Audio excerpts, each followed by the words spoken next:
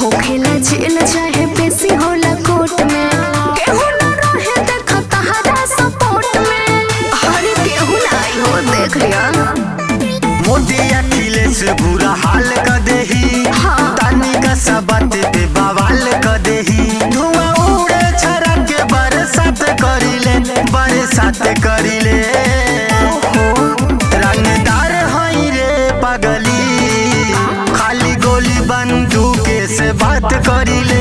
रंगदार हई रे पगली, खाली गोली बंदूक से बात करिले।